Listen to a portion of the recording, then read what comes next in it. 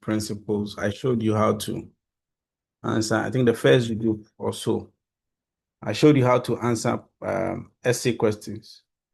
So that is what you apply here. When the question is an essay question or requiring you to answer it in an essay format, you should know how to answer an essay question.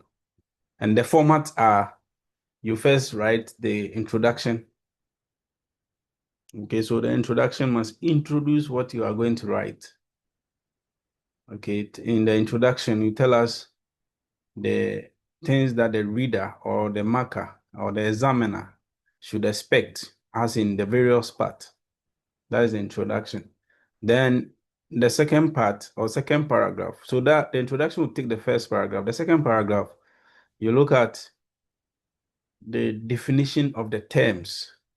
So sometimes, let's say negligence. If the question is on negligence, the introduction, you tell us what you are going to write. Then in the second paragraph, that is where you define negligence. Then you support it with case.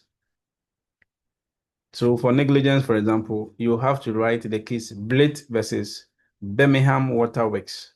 That is where you get the definition from. Or you can use the Caparo Industries case, Caparo Industries case, to define negligence. Okay, so you define it, and then in the subsequent paragraphs, each paragraph must answer. If you are answering the question and it's an essay question, the paragraphs must contain the main element. Each paragraph must contain the main element. So try not to jam them together, but you divide them according to paragraphs.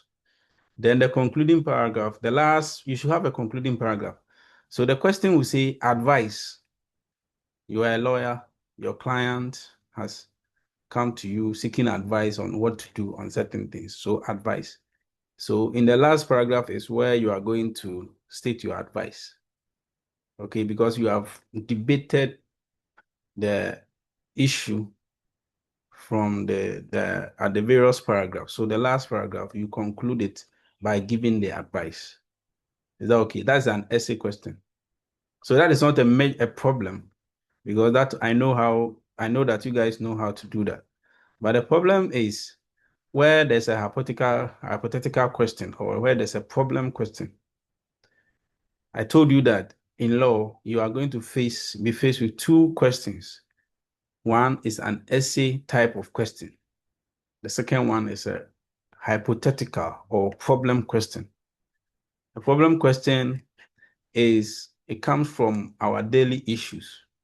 You know, the questions that you have been asking in class, sometimes you are faced with a dilemma. You don't know what to do. So that is a problem. So you go to your lawyer and then you explain the problem to the lawyer.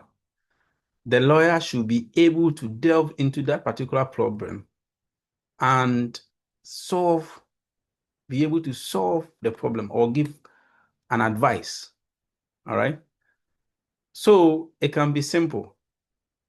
The question can be simple as Michael and maybe let's say Michael, a customer, went to a shop to purchase a product.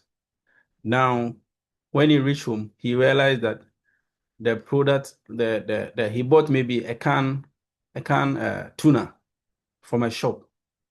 Then when he reached home, upon opening the canned tuna, he realized that the canned tuna was spoiled. Now, he went back to the shop to explain to the shop owner that the tuna that he bought was spoiled, but the shop owner refused to listen to Michael and also refused to give Michael a refund. He rather chased him out of the shop, calling him a thief. Michael has now come to you, and so advise Michael on the legal actions that he can take. Please, do you understand the question? Yes, sir. Sir, Alfreda, please again. Alfreda, do you understand the question? Doc, yes, so But I was trying to read what you have on your screen. The screen you are Don't read sharing. it. Don't read it. I've not asked you to read yet. No, Doc, I'm not reading for you. I'm reading for myself. But we are all going to read it together. Eunice, Oh, Eunice, what was your question, please? Please, can you come again with the problem? Okay. So listen carefully. Michael went to a supermarket shop named XYZ Supermarket. A canned tuna, okay, or mackerel. Then, upon reaching home and opening the tuna, he realized that the tuna was spoiled or it had expired. Okay, after opening it, that was when he realized that the tuna was spoiled or the date had expired. Michael, knowing his rights, went back to the shop to complain to the shop owner that the tuna, though he had opened it, had expired, or the fish or the tuna in the can is spoiled. Instead of the shop owner to maybe give him a refund or something, he refused to accept Michael's plea and then insulted him and chased him out of the shop. And he also failed to give him a refund. Michael has come to you. You are an intern at a law firm, or you are a young lawyer. Okay, and Michael has come to you. Advise Michael on the possible legal actions that he can take, citing proper authorities to support your advice. That is the question. Eunice, do you have the question now? Yeah, thank you. Stephen, Akrobo, are you okay? Do you understand the question? Yes, sir. Very clear. Sir, I'm okay. Okay. Samuel Jesse 1, are you there today? Samuel Jesse 1 and 2. Yes, sir. Please, we are here. Okay. Today you are in class. You always join and then you go and sit somewhere. Collins, are you in today? Yes, Do you understand the question? yes, sir. Okay. Miriam of Pari. I'm here. Okay. So what I just narrated is a problem, okay? And that is what we face daily. We as humans, we encounter this on a daily basis. So with such a problem, how are you going to solve it? And so that is why you need to know how to answer questions, because when you are a lawyer, or when you are an intern, or somebody comes to you with such a problem, you need to know certain things, and that is what we are going to do. Is that okay? Now, Alfreda, let's go. Let's read now. You can read now to the hearing of all of us. Let's go fast. General advice. Read the questions So carefully and the top, listen, how to answer hypothetical questions in law. All right. So let's go. okay. How to answer hypothetical questions in law. General advice. Read the questions carefully and make sure you understand them. This So also means just as you understand, that is why I kept asking some of you whether you understand the problem. So it will be a problem. So you have to read it, like, say 2 times to understand the problem very well. Okay, let's go. this also means understanding the given fact situations and the legal issues arising from them. Read a question as many times as it is necessary for you to understand it and figure out its requirements. Reading the facts meticulously is of great advantage because the fact controls and restricts the scope of your response to the questions. Do not, and I must repeat, do not conjure your own facts or add other layers of facts to what a particular question provides. This is Hold on. Yes. So you see, the facts that I have given you, that is the only fact you must resort to. Most of the times, you realize that humans are fond of adding, conjuring our own stories. In a question, when the facts are given to you, please, and I beg you, don't add any more fact to it. Okay, if the fact says that the woman has a child, it has not mentioned anywhere that the woman has a husband. So please don't go and say that the husband will do this, the husband. If you do that, you get 0. If it says the mother, then you keep to the mother. Forget about any other thing. That is what we are saying. Please, let's move on. Alfreda. This is an essay part to damnation. Avoid it. The surest, You'll get 0. Yeah. the surest way to do this is to tame your imaginations and restrict yourself to applying the relevant law to the given scenarios in your question.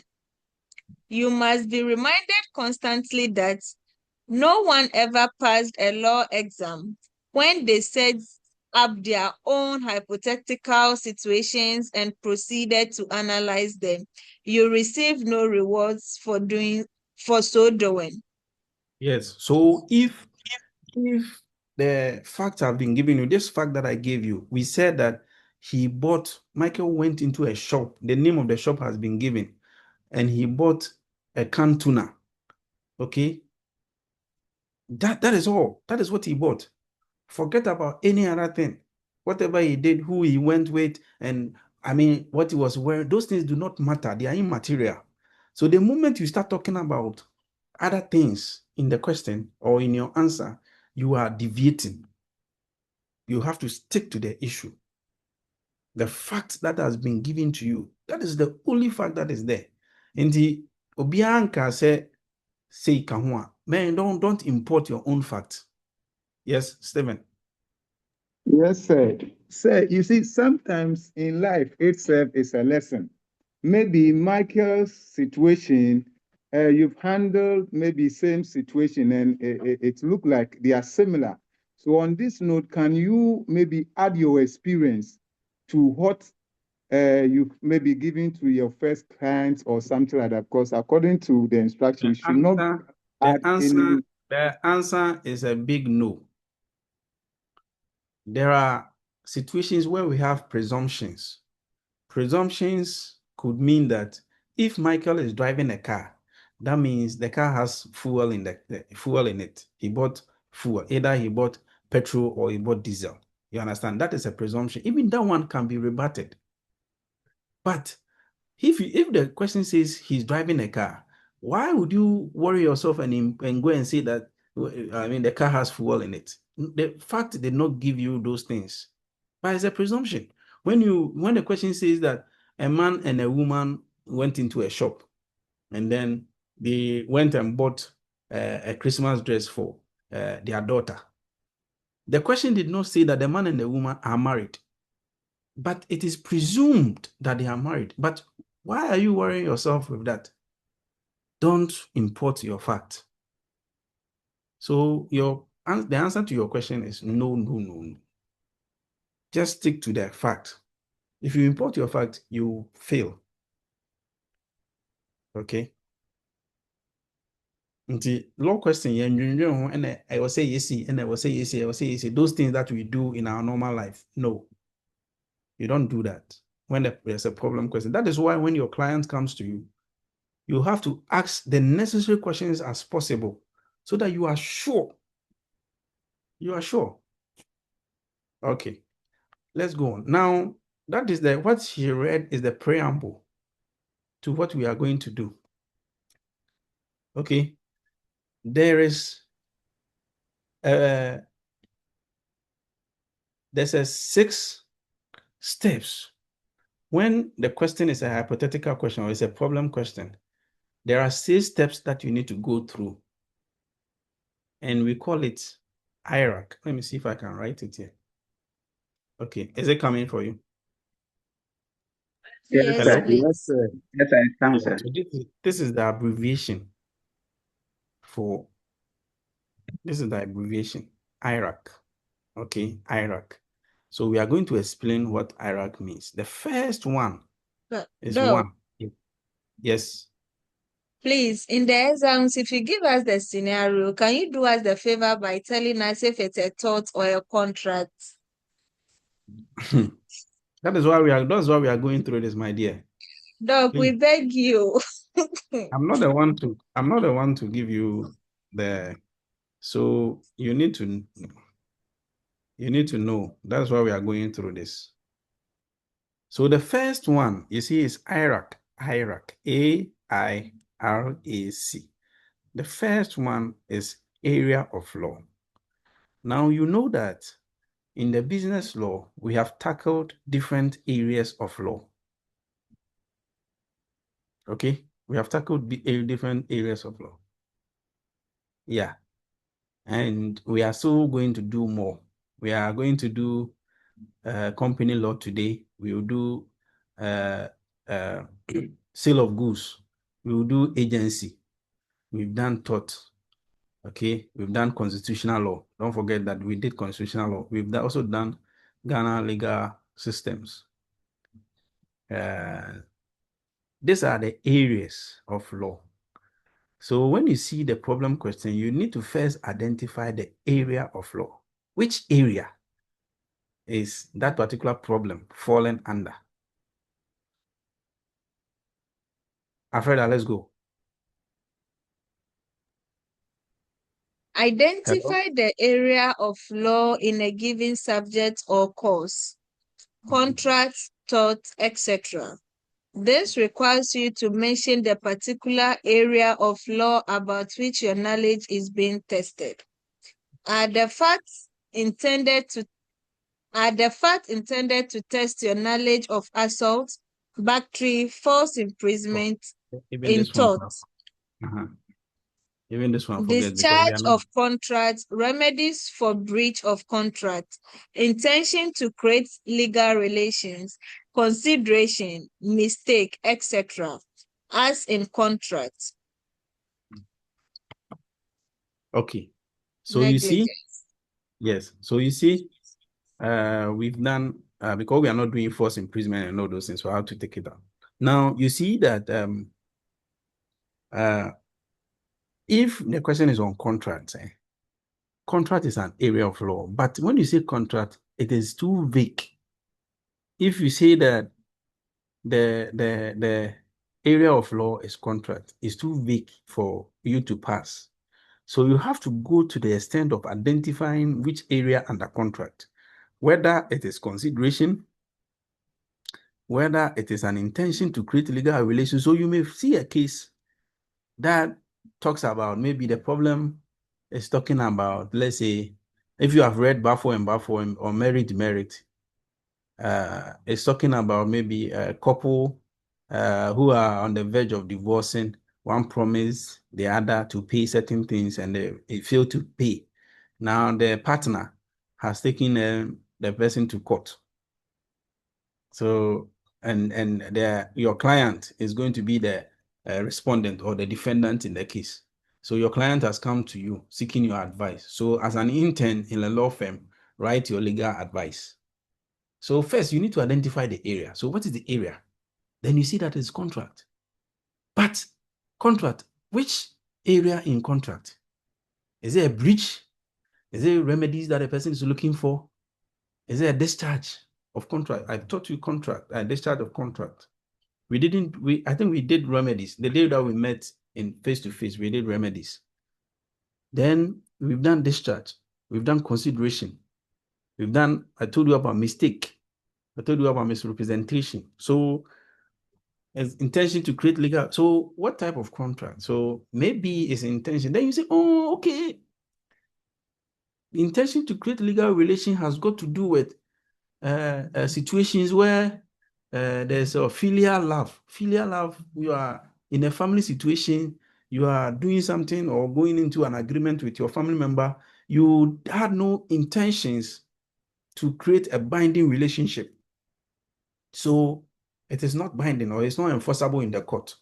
Then therefore, that area of law is what? intention to create legal relations. So you say that the area of law is contract law, specifically intentions to create legal relations. Simple. Then you get your 5 marks.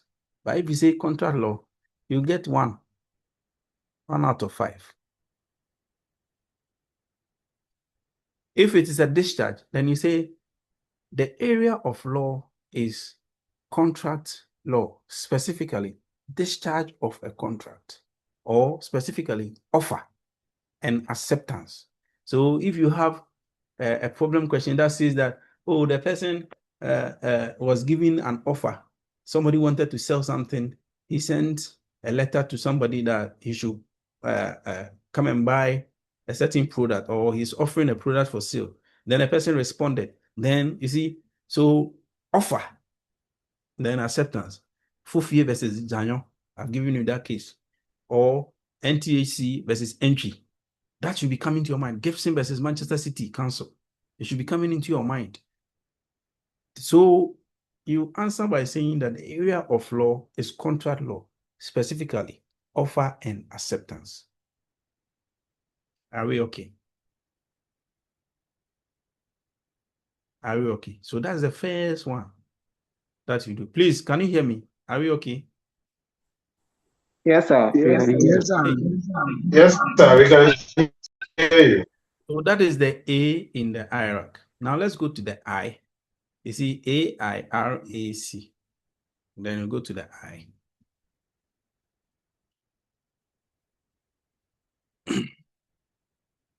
The I is called issues. Issue or issues. Let's go. Oh, our reader. Raise legal issues. After assembling the law, the next stage is to raise the issues that arise out of the problem situation in the question.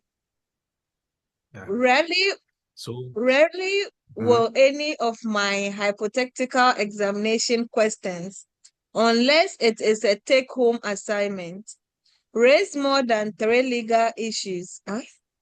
Therefore, revise your notes if you find yourself raising more than 3 legal issues.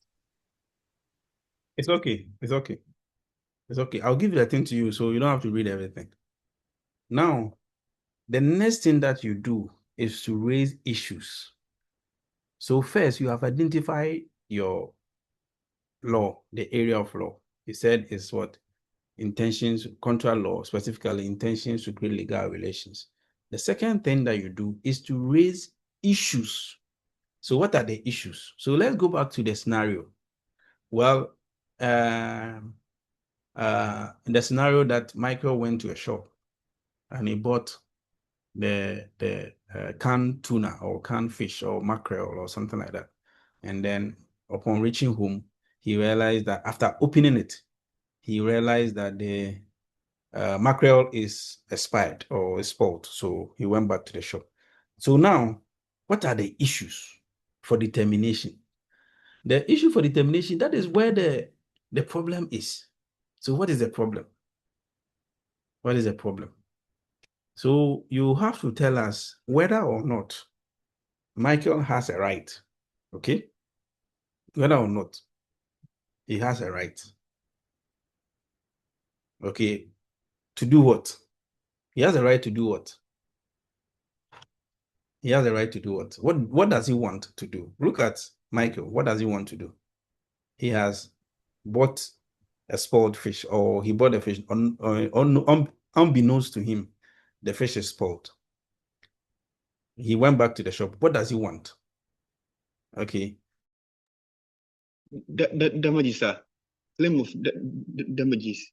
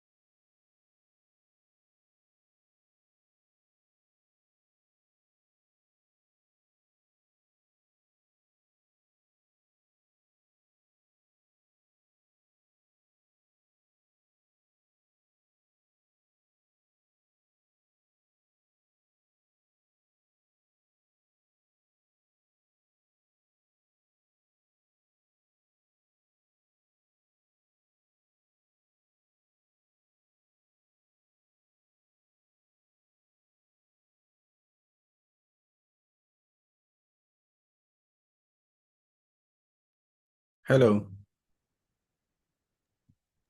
I think his line has dropped. Hello, sir. Yes. Yeah, I don't know what happened, but I was dropped. So I'm back. Okay, so let's continue. Please, can somebody remind me of the last thing that I said? You were talking about Michael going to the store to buy fish, and then he realized the fish was spoiled. So if he goes back to the store, what is he intending to achieve? Yes. So there's what? There's a problem. So in your mind, you are looking at whether Michael can sue the owner for what? Negligence, right? Because that particular issue that or scenario that I narrated has not got to do with what? Negligence. It's the same as the Donald versus Stevenson case.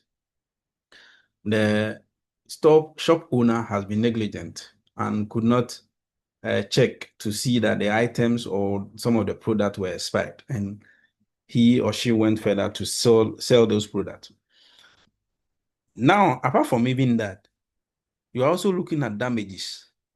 Okay, once you are negligent and it has caused that kind of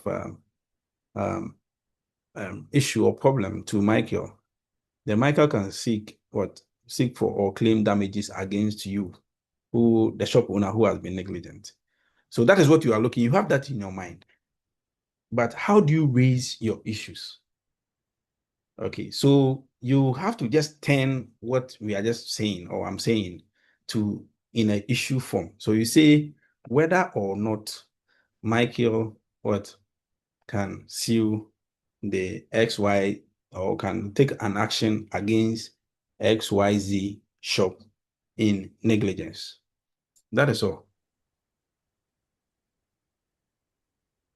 Then the second one. So you have to at most raise two issues. That's why I said that if you find any more than three issues in the question, then you are debating, you are getting 0.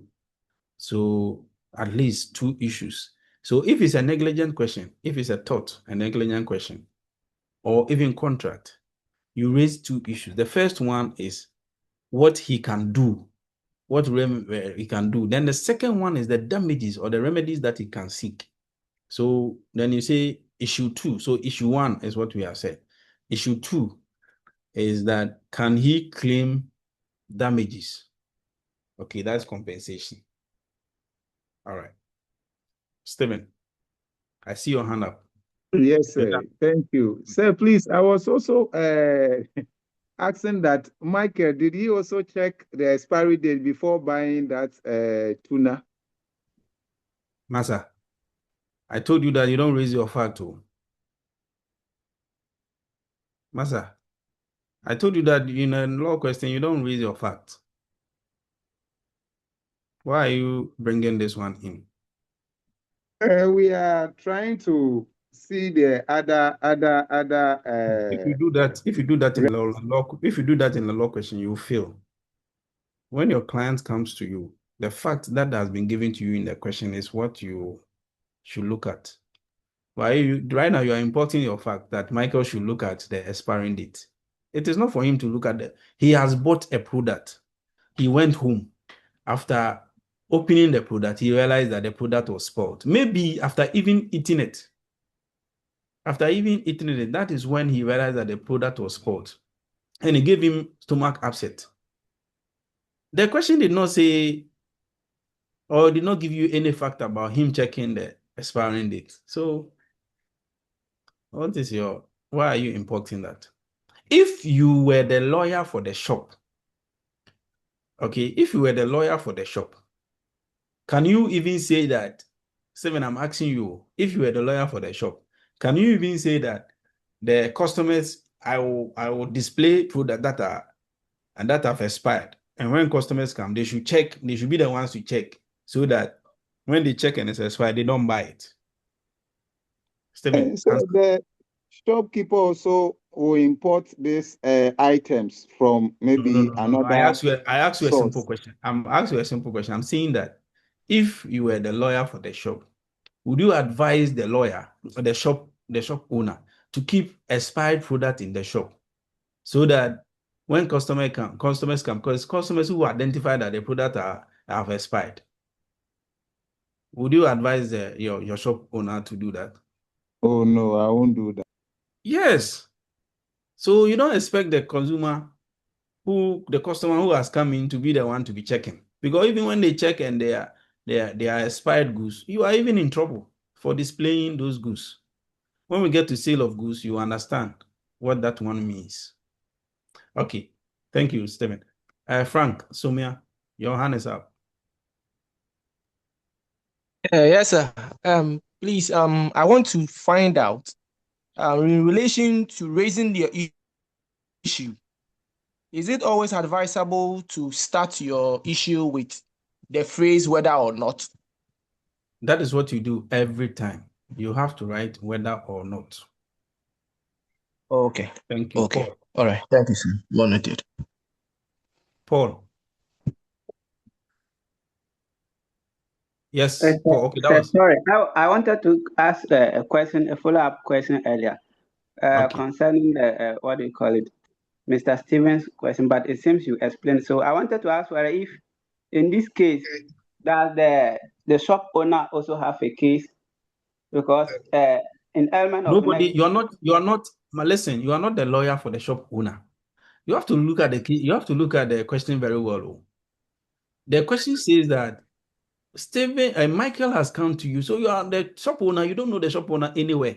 So don't bring the case of the shop owner in it. Do the one for Michael. Do you get it? sir, I get you, sir. Sometimes the question can say that the shop owner is Paul. It's Paul who owns the shop. Now, Paul, knowing that he has been negligent to Michael, comes to you for you to advise him on what he can do. So it means that now you are the lawyer for the shop owner. But in my question, there's no way I'll ask you to be on the defendant's side. You will always be on the plaintiff side. So, but you have to be careful. Watch that, because now you're asking me, so maybe I can twist it. And if you are on the other side, it will be, that means what will you do? So if you are, for example, the lawyer for the shop owner, and he has misconducted himself in such a way to Michael, then maybe you advise him to now go and look for Michael and apologize or do something before Michael takes him to court. So you have to look at that. You are clear, sir. Thank you. But when you are discussing, you always have to situate yourself. You are the lawyer for who? Is it for Michael or is it for the shop owner? Now, in this case, you are the lawyer for the Michael. So don't even discuss remedies for the shop owner. Don't even bring the shop owner in it. Nobody cares about the shop owner now. You understand? Very clear, sir. Okay. Gilbert. Yes, sir. Please, I want to ask, concerning the scenario that we are given, how many issues can you raise when it comes to exams? Two. Can you raise I said like two. two? Yes, Okay. two. Don't go more than two. A follow-up question with what Stephen One issue, said. one issue will give you 2.5. So two issues, then you get your 5 marks. The area of law will give you 5 marks. The issues, one is 2.5. Two will give you what? 5 marks. Let's go. Okay. Yeah, So, follow up. if follow up with what Mr. Akwabo said, I think what he wanted to say is duty of care must be held, as we learned and the thoughts now. That's why he was trying to bring the shop owners in the Yes, context. but that one we all know that the shop owner should have a duty of care. So don't even bring that. So it is not that stage that you even discuss that. We are going to a stage where you can discuss the duty of care. You understand? Okay. Okay, sir. Okay. Yes, Michael Asari. Yeah, so I wanted to ask, when a question is given, first of all, if we are answering with the area of law, I'm sure it may be the case that that particular question may have different areas of law that you can use How do you to know? answer. How do you know that, Michael? I said the question given you in this course will not have more than one area of law, please. Is that okay? Yes, sir. Okay. Alfreda, let's go. Read the third one. So please, we have done IRAC, we have done the A, we have done the I, we are going to the R. We are going to the R. Relevant law. Yes. Assemble the relevant law or legal reasoning or principles. Once you have identified the area of law on which you are being tested, proceed to assemble the relevant law pertaining to that area of law. Typically, you will discuss the legal elements that have to be proved in that area of law in order for a claimant or a defendant to succeed. Thank It you. is important. Thank you. Go read from this side, please. Please, assembling the law means that you are stating the constitutional provisions, statutes, case law, all relevant authorities, and the legal principles for which they are authorities. It's okay. It's okay. So you see, the first one, you have identified the area. Second one, you have raised your issue. The third one, you need to support it. The question will say, support it with relevant authorities. Authorities are the laws. So you need to assemble the laws. That is why any principle that I give you in this class, there's a supporting authority. Okay. So, for example, if you are talking about Article 2.1, the Constitution, Article 2.1. Article 2.1 is an authority in itself. So you can state that as stated in Article 2.1 of the 1992 Constitution, that is an authority. You support it with it. Or you can say, as was held in the case of Mensima versus Attorney General, as was held in the case of Salah versus Attorney General. You get it? As was held in the case of Donok versus Stevenson, as was held in the case of NTHC versus Entry. An offer is, so when you are defining an offer, okay, when you are defining an offer, for example, you need to state the authority. Where are you getting the definition from? Is it from a dictionary? Is it from Wikipedia? Is it from a case law? Or is it from a statute? You can get the definition of a contract in the Contract Act. Okay, that is Contract Act 1960 at 25. I've given you a copy. You have to read it. And you can see that the Contract Act defines a contract to mean, okay, that is an authority. Or you can say that a contract as defined in the case of, then you bring the case. So you have to support it with law. So at this level or at this stage, you list your relevant law that you are going to use to answer. So let's say you have been given a question that is on offer and acceptance, or the negligence issue. The Michael's case is a negligent case. So stage 3, you list the law. So you say that I will be applying the following authorities in my analysis. 1, Donok versus Stevenson. 2, Caparo Industries. 3, you see, Mensa. Good.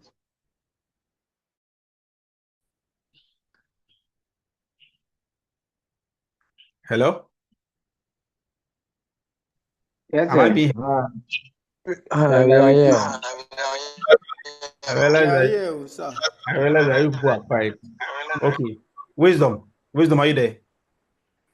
Yes, sir. The case is what? Mensa versus what?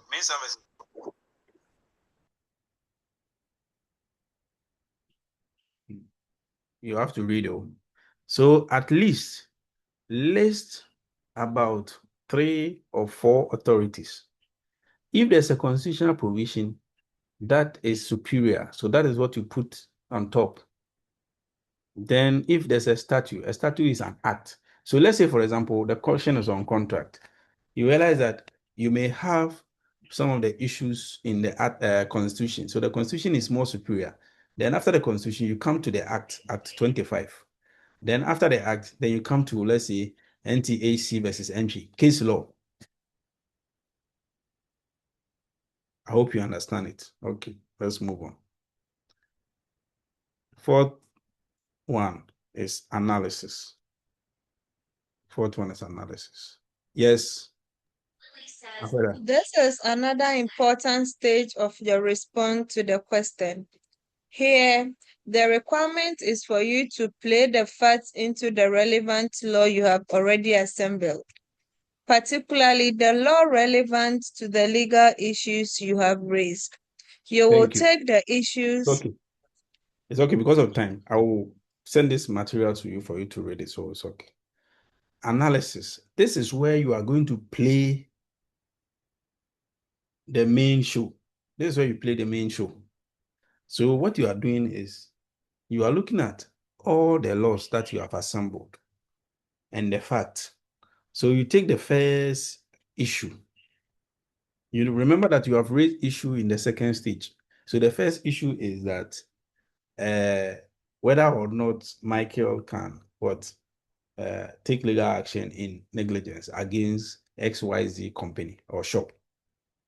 So how are you going to discuss it? So you discuss it. Here, that is where you now bring in the law and say that the similar issue happened or case happened in the case of Donog versus Stevenson. Then you give a small fact. In Donog versus Stevenson, Donog purchased, or a friend of Donog purchased the liquor or the beer. And then when Donog was drinking the beer, or after she has drunk it, she realized that there was a snail in it. And that gave her some illness. And so she was able to claim.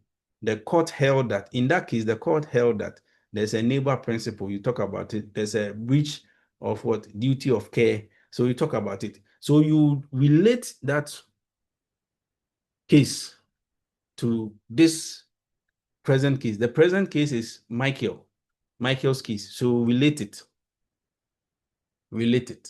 How are you going to relate it? So you take all of them. Maybe you have listed about 4 different cases or authorities. You now have to apply all the authorities under that particular issue. When you are done with the first one, then you come to the second one and say issue 2. Issue 2 is Michael is whether or not Michael can claim damages. So in let's say Donok versus Stevenson, was the lady given damages, or was she able to claim damages? In Caparo Industries, were damages? So you relate it. Or if the case has a relation, or there's an authority in the Constitution or an act, then you relate it that the act says so and so, or the Constitution provisions section or provision or article so and so says that. So you are doing what we call analysis. So it's more like you are debating. Now, lastly, the question says advise Michael. So you are going to conclude. So the IRAC, the last part of it is the C. You see that we have done area, this thing. We have done area of law. We have done issues. We have done relevant. We have done analysis. The C is conclusion. In the conclusion, you advise Michael. So advise Michael on what step he can take. Please, let's go. Alfreda. Advise or conclude. Say whether on the basis of your analysis, the claimant or plaintiff would succeed against the defendant. Your conclusion should account of any defense that may negative the liability of the defendant. Thank you very much. So this is very simple. you advise. Don't go and write a long conclusion. Here, it can just be 2 lines. All that you say is that following the analysis, I will advise Michael to proceed to court or to take legal action. I will advise Michael not to take legal action because he will not succeed. I will advise Michael to go back to the shop and apologize to the woman and try and resolve the matter amicably. That is all. You write very simple, 2 lines. Are we okay? Yes, Michael. Yeah, so with the cases that we'll be using to support our answers. Yeah. So should they be cases that you've given us, or we No. can research our own cases and then? Yes. You can research. That's why the topic is there. You can research your own cases. You can research your own cases. There are so many cases, but remember that whatever case that you bring, I also know. So how about it is not a popular case? There's no way you can bring what is the meaning of unpopular case? I will know it. You cannot beat your in cases that are not being published. Yes, unreported case, I will still know. So what that you do is that don't concoct your own case. And some of the cases, we have 1 and 2. Some in the Republic, there's 1 and 2. Martin Pebu, there's a Martin Pebu number 4, number 5, number. So whichever one you bring, we will know. Is that okay? But I've given you the simple cases for you to understand the topics. So you can stick to those cases also. Yes, Paulina. So maybe we have our own personal cases that were handled at the lower courts. So lower court, I've told you that lower courts are not court of records. So lower court case cannot be. The lower court case, they don't send it out. It's not a court of record. I've explained this to you. You were in class. You didn't understand it, Paulina, but you never asked me. That's why they are not court of record, because their cases do not come out. They are not even recorded. Do you understand? Paulina? Yes, sir. Thank you. So the court that is the superior courts that you find their cases outside. So you will not see a circuit court case outside or district court. District courts, they have a lot of cases, but you will not see them outside or in a paper form. It doesn't come out. It's not a court of record.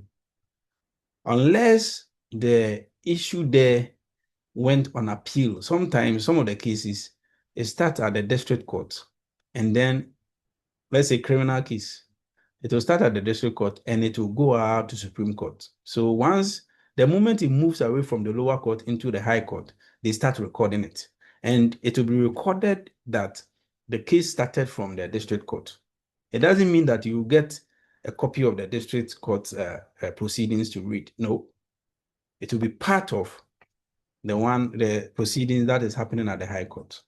Please, do you understand it? So don't go and quote any circuit court case. You'll be marked 0. Yes, Gilbert. I take 2 questions, please, and then we are done with this, please. It's a plea. If we can get a sample of what we just did, not the note here, that example how to answer the questions, how you have taught us. If you can, I'll give you the notes. of it. I will give you the notes. When you read it, you don't understand, you come and ask me questions, okay? Okay, I'll give you the notes. I've made it simple. You see the way it is. Look at the writings. No big English. No big English. So you read it, you understand. Okay. So when you don't understand it, then you come to class, then you ask me. Paul, last question. Or Paul has already spoken. Let's take Ken, Joseph. Or Joseph spoke already? Ken. Okay. Let's go.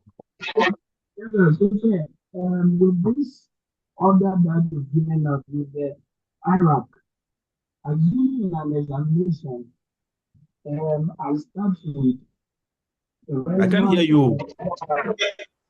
Ken, we can't hear you. You're far from the speaker. Can you remove the earpiece and speak directly into the? Yes. Please, yeah.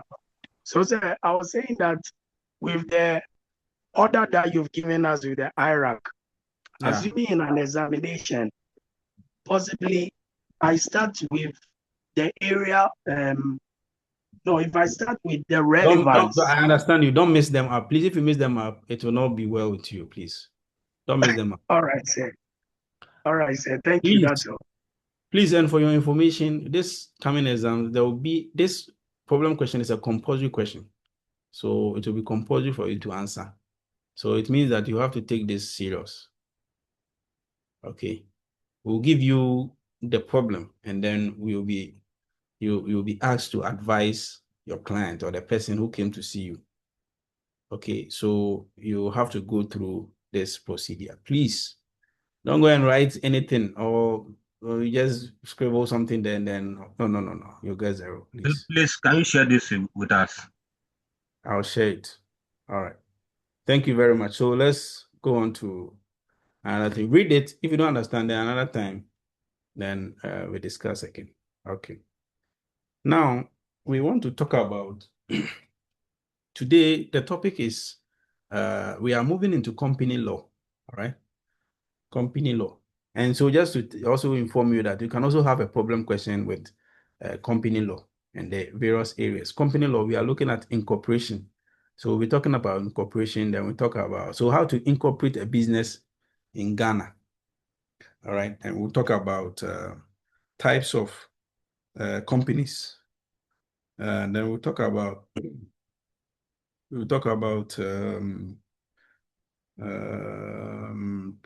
promotion, a promotion of a company. Okay, duty of a promoter, company constitution. You know, every company must have a constitution. And then we talk about lifting the veil of incorporation. Lifting the veil of incorporation. Okay, we will not go much, but I think that we'll do this. So it will be today, and then next time when we meet, we will conclude it. Now, who can tell us or explain to us what a company is? Company. What is a company? Yes.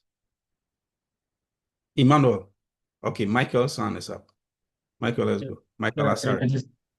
It is an entity established to undertake commercial activities with the sole purpose of making profit.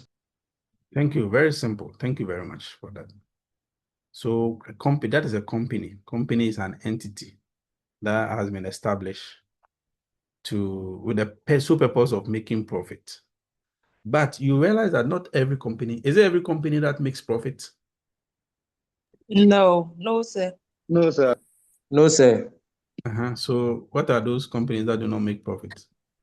Sir, They're public enterprises. Hey, what is that? What is a public enterprise? sir, NGOs. NGOs. So how do we call NGOs in law? Non-governmental organizations. Yes, but in law, how do we call them? How are they incorporated?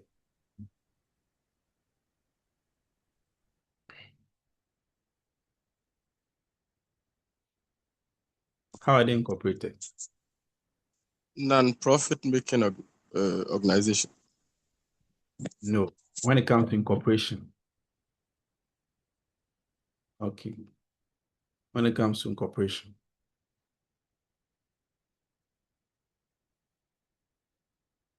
Yes, who can tell us?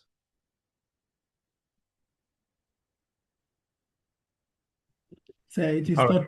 So, okay, so we'll get there so you understand. I'm trying. So let me give you, okay, go ahead.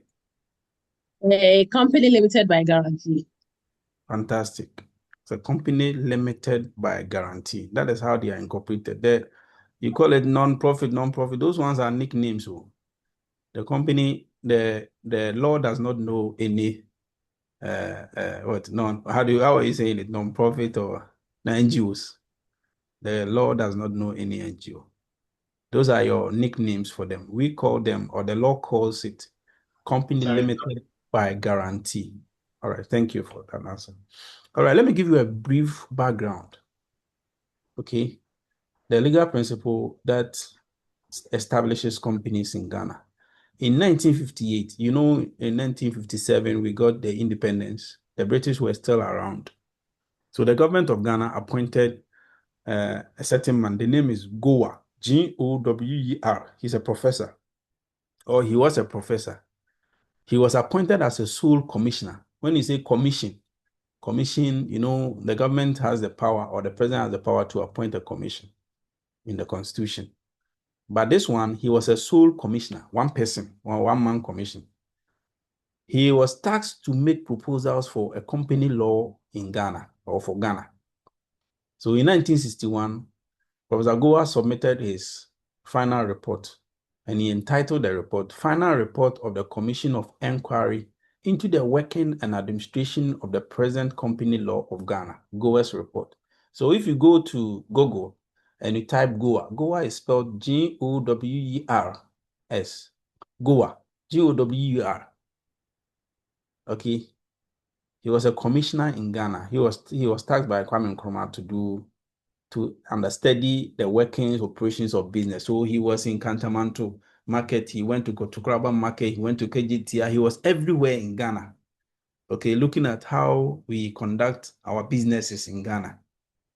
And he came out with a report. His report is very nice. You can read it and understand the business environment. In fact, most of the things that he said in his report are things that are happening now. If you look at Ghana, you realize that Ghana, the mindset is, and business mindset is, so proprietorship. Have you seen that?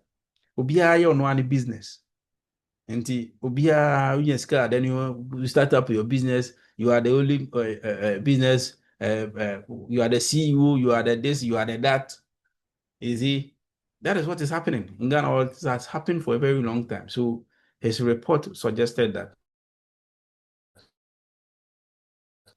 I couldn't find suggested that in your Apple Music library. Hello. Yes, sir. Hello, sir. So it was based on his report that the company's code bill was promulgated. Okay, that is 1963. The company's code 1963, Act 179. That is an old law. So that act was codified and later on amended to relating to companies. In fact, that particular act had a lot of the information from the Goes report to inform how businesses were to operate in Ghana. One significant observation that was made by Goa in Professor Goa in his report can be found if you read his report, page 6. And I will send you the report so that those who are interested can read it. If you read page 6, it says, as stated above, I believe that most small African businesses are not yet ready for limited liability trading. Okay. What they need is a fundamentally different organization analogous to the partnership with unlimited liability and without any separation of ownership and control. Okay, this is very typical of Ghanaians and even Africans. Okay, that the kind of limited liability that the British or the whites wanted to introduce to us, or what they brought when it talks about company, is not our setting. For them, and those of you who have stayed or are still staying outside, you realize that some of those whites, they even have family businesses, companies that are family owned. So the man is a director, the wife is also another director, the children are working. It's a family owned. When a man dies, the business does not die. It lives on. The children will come and own the business. When they die, the business is still on. You see, sometimes the company is sold to another. So some of these companies in these Western European countries have been there for more than 100 years. But look at Ghana. Look at our setting. Okay. A business, appear income business, where is it? Poku trading, where is it? You can mention some of them. Hello? Top man. We are with you, sir. I can be heard. So you can mention some of them. Where are all these businesses? Okay, Boachi Mattress. There was a mattress operating. All these businesses were companies that should have been here or should have still been in existence. When the owners die, or when the owners, something happens to the owners because they are not really incorporated businesses, then the business also dies. So in his report, he made a very fundamental statement that what they need is a fundamentally different organization analogous to the partnership with unlimited liability and without any separation of ownership and control. That was what we needed. So therefore, he introduced something. And what he introduced is called the Incorporated Private Partnership Bill. And this private partnership bill was enacted in 1962. In fact, it was not supposed to be there, but because of his findings, it was introduced. And so we have the Incorporated Private Partnership Act 1962. I've already mentioned to you, please, I want you to be taking notes. Oh, don't sleep.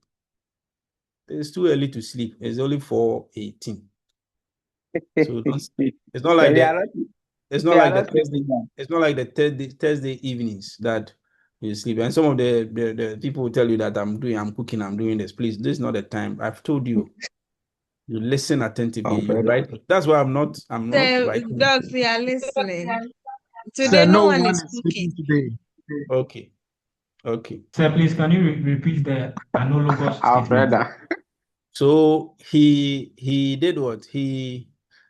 I've already told you that the company's code, 1963 Act 179 was enacted. Then we have the Incorporated Private Partnership Act, Incorporated Private Partnerships Act 1962, Act 152. In fact, that one even came before the company's code. Why? Because that was the order of the day. Everybody owned their business. There's no company in Kamantamanto. Everybody is what? A sole proprietor. So we needed that one. So they brought that one first. And that one requires a minimum of 2 or a maximum of 20 individuals as partners. 2 people will just join together and then they will start a business or a company. So we had the Incorporated Private Partnership Act 1962. And then before the company's code. Now, the company's code is what we were using from 1963 until 2019, recently, when the Companies Act 2019, Act 992, came to repeal the Companies Code, Act 179. So Act 179 has been repealed. That means that it's an old law or it's a bad law. It's no more in existence. We have a new law, which is the Companies Act 2019, Act 992. And I've sent you a copy. I know Richmond has shared it with you. So it is the Companies Act 2019 that regulates companies in Ghana. Please, so in a question or in an examination, if you are asked which law regulates businesses or companies in Ghana, it is what? The Companies Act 2019, Act what? 992. Everybody must know this. Everybody must know this. You cannot set up a company in Ghana without going through Act 992. You cannot, if you're a foreign company or whatever, you cannot say that you're a member of a company or you are a shareholder of a company or you are a director or a secretary of a company without knowing Act 992. That is the law that regulates companies. So everybody must have that. And I can tell you for a fact that it will come in the exams. All right. Before we even go to Act 992 to see what is in there, let's try and distinguish between a company. Now we know what a company is. Let's distinguish between a company and other business units. So we know what a company is. So apart from companies, there exist other forms of business units which can be established in Ghana. We call them incorporated, and we call them unincorporated business entities. They are not incorporated. What it means is that they are not bound by or regulated by the Companies Act. Okay. And they have different features that set them apart from companies. And some of these business units are: one, sole proprietorship. Sole proprietorship. What is a sole proprietorship? A sole proprietorship, you can define it as a business unit which is owned and run by one person, and in which there is no legal distinction between the owner and the business. For a sole proprietorship, there's no difference between the owner. So let's say Afreda has a sole proprietorship, and she has given it name Alfredo Ventures or Alfreda Ventures, something like that. You know, there are so many enterprise ventures and all those names in town. Everybody has one. Those names, if it's a sole proprietor, the business and you, the owner of the business, there's no difference. So sometimes you see that they will go and register their business and then use it to open a bank account.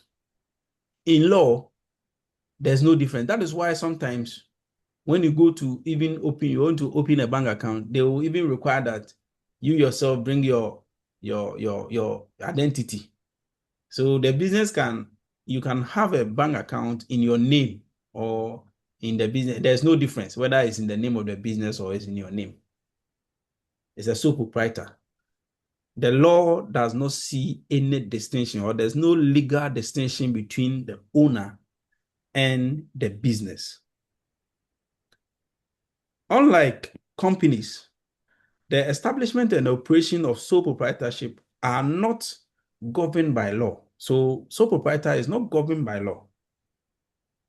But there's a law that regulates the name. So you see that when you go to the registrar, now we call it the Office of Registrar of Companies, ORC. Before it was the Registrar General Department. Now they've changed it because the Act 992 has come to change the name, has established an office. So it has changed, they've changed the name.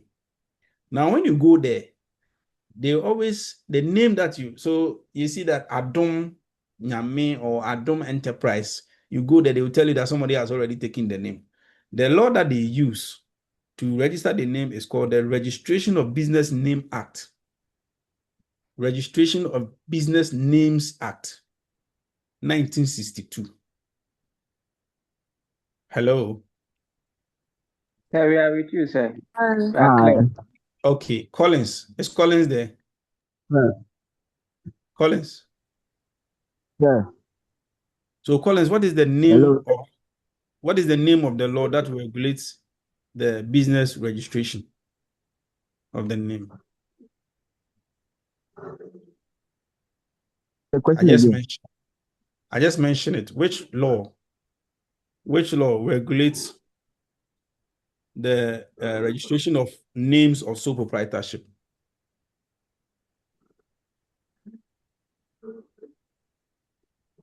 You were not listening. Who can tell him? Who will bail him out? So the Registration of Business Name Act 1962. Fantastic. And the act is Act 151. Act 151. So Registration of Business Names Act 1962 into bracket Act 151. That is what regulates the registration of names of sole proprietorship in Ghana. Please don't forget. All right. So we said that the sole proprietor is not regulated under law. It's not in the Companies Act 2019. It's not regulated by it. So that's why it's an unincorporated. So it's not incorporated company. So if the sole proprietor desires, so when he goes to register his name, his company, his business, when the sole proprietor goes to register his business, he can use his own name. That is why sometimes if you go to the ORC, you can use your name, Stephen Akrabo, to register the the ventures. Okay, you can use your name. You can even use your surname or sometimes your initials to do it, and they will tell you that come out with a unique name, something like that. Please, have anybody has experienced that before? I'm sure many Yes, of you. sir. I'm sure many of you are running sole proprietorship. So, Yeah, Alfreda is there. Alfreda, won't you talk? We're about to international. Don't worry. Don't worry, so don't worry. So that's fine. So Act 151 governs what? Only the registration of names of sole proprietorship and nothing more. It doesn't regulate how, please, and get this one straight. It doesn't regulate how the sole proprietorship operates his business. It is only for the registration of the name. That is why you cannot have two names. When Samuel Jesse registers the name Samuel Jesse Ventures, and that is Samuel Jesse 1. Samuel Jesse 2 goes to say Samuel Jesse 2. They will not allow you because it will be conflicting. All right. So it is only for the registration of the names, but it doesn't regulate how the business is run. So when you register the name, it doesn't mean that it will grant you a limited liability status. It only gives you. So if you go to the when something happens, we come to your ventures and you say that my ventures is registered. Is registered. What is registered? The only thing that is registered for with your business is the name. Nothing more. Nothing is registered again. It only gives the owner the right to exclusive use of the name so registered. So nobody else can take your name, the name, or you cannot have two names. That is all. Okay. I hope you understand sole proprietorship. Now, you can look at some advantages and disadvantages of Okay, there's a hand up. Michael. Yeah, sir, please, I want some clarification. You mentioned that the Registration of Business Act, Business Names Act 1962 Act 151 governs only the registration of sole proprietorship names. I Yes. just want to be very clear. Is it only for sole proprietorship, or it is a law that governs the registration of all business names, including the sole proprietorships? Massa. So I said that it is for the sole proprietorship, the registration of the sole proprietorship name. That's all. So only sole proprietorship. Yeah, but you want me to add the word only. In law, we No, don't do sir, that.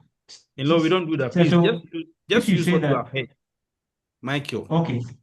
In So law, if we don't. you say that, I just want to be sure that if you are registering a limited liability at 1962, it's not a law that is used to register limited liability companies.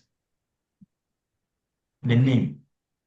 We haven't even gotten to the limited liability.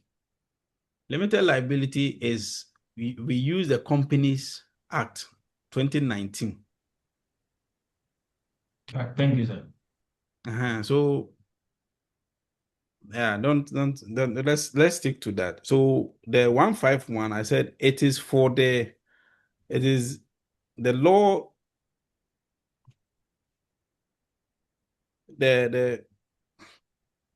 it is a law that you use when you want to register the name of a sole proprietor.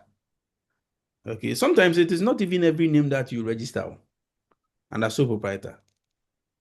For instance, a sole proprietor who decides to use his own name, surname or initials, you don't need to register it. Your name is your name.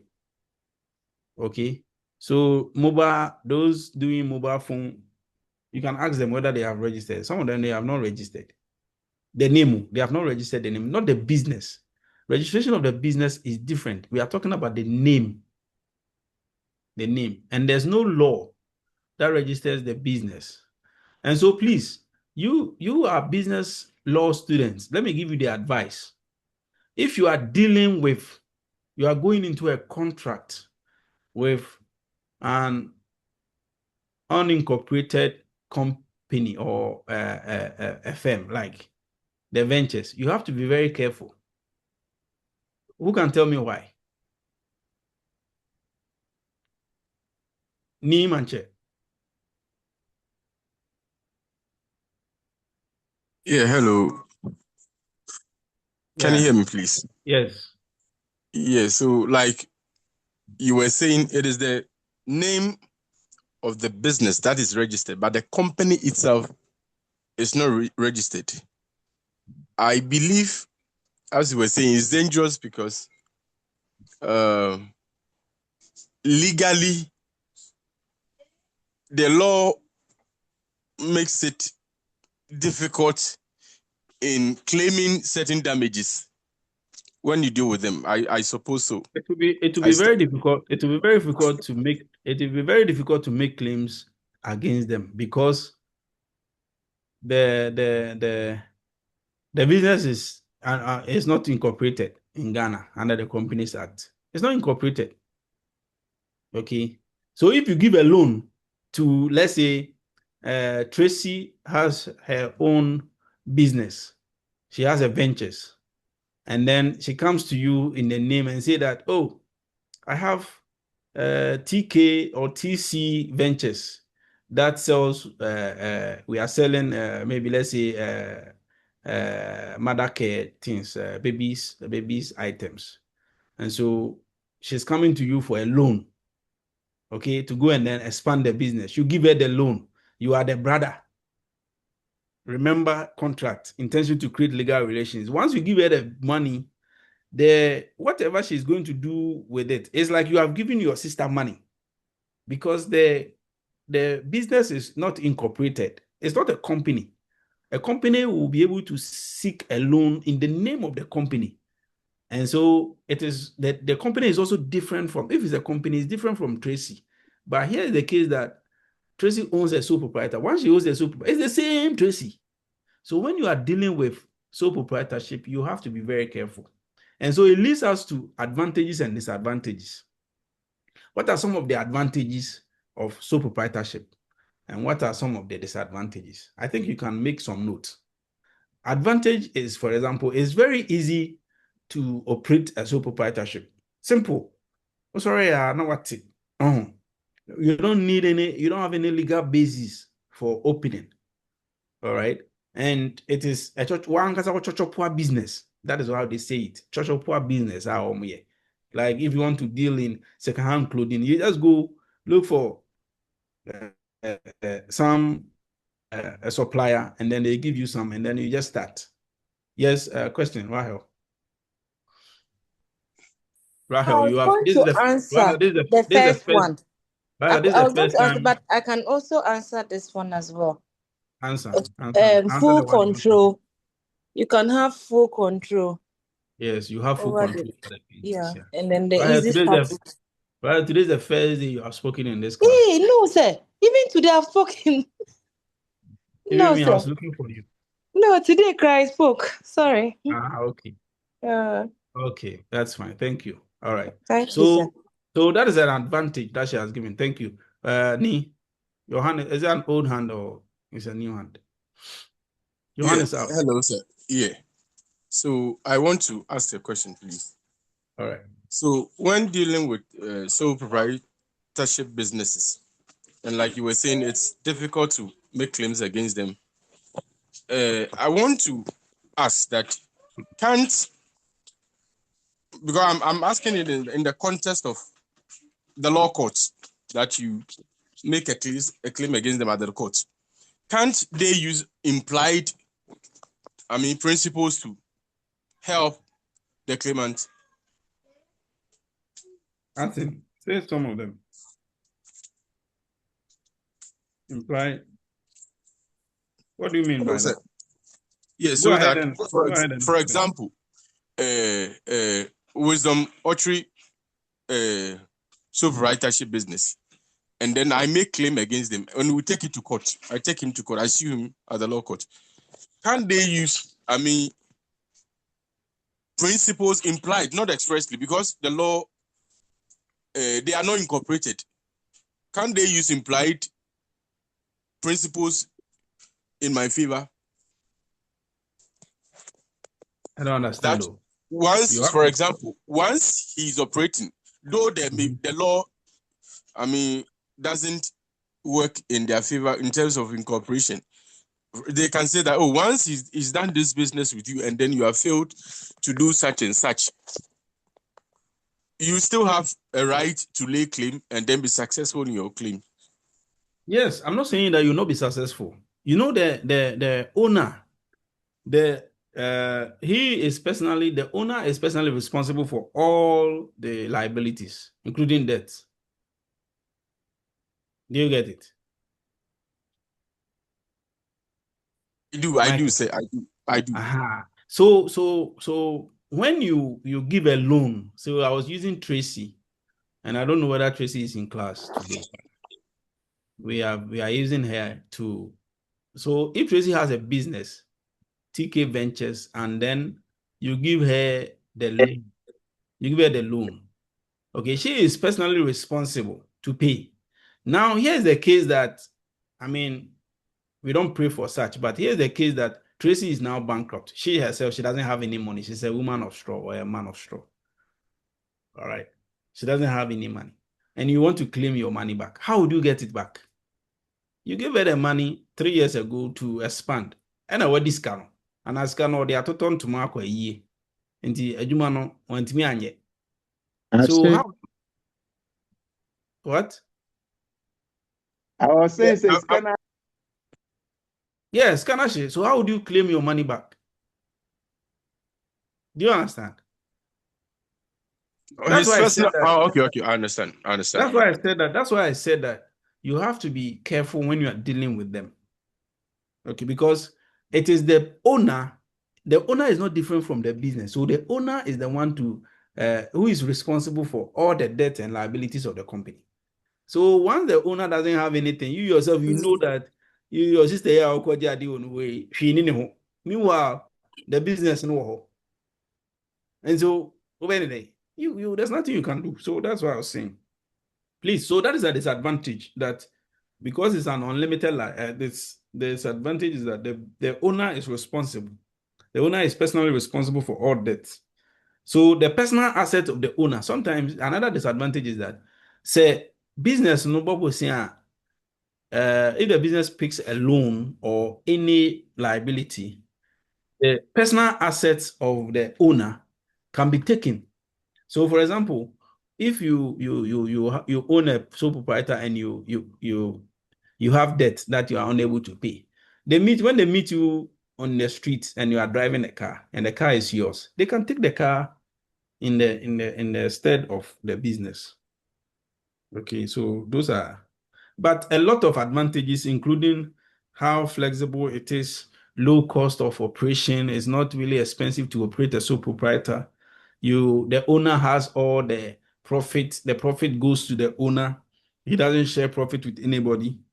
Then another disadvantage is that continuity. I told you about continuity. Companies have continuity, but when it comes to sole proprietorship, anybody who are Adeka Class. Adeka Class was a very popular company or a venture. Anybody who are now basa. Nobody, no succession plan or no continuity or very limited or such. Won't say limited skills. They don't even have skills. All right, they're sole proprietor. Sometimes they don't even have skills to operate what they are doing. Because the law does not check anything. If for example, somebody wants to open a phone shop, if somebody wants to go to Circle or maybe the Accra market to open a phone shop, do we have any law that require the person to have any technical expertise or knowledge in phones? No, there's nothing. You just go and register their name. You say King Joseph Phone Repair Center or King Joseph Phone Shop. That's a sole proprietor. There's no law. And so if you take your phone to Ken for repairs and he's not able to do it, what can you do? You can't do FOCO because there's no law that requires that he must have technical expertise in what he's doing. You understand? So if you go to Circle, there are a lot of phone and mobile, maybe laptops repairs and all those gadget repair, even TV repairers and all those things, air conditioning repairers, all of them are ventures. They don't have any regulation. And what they are doing, they don't even have any technical. They are doing try and try their luck or try and error, those kind of things that we see.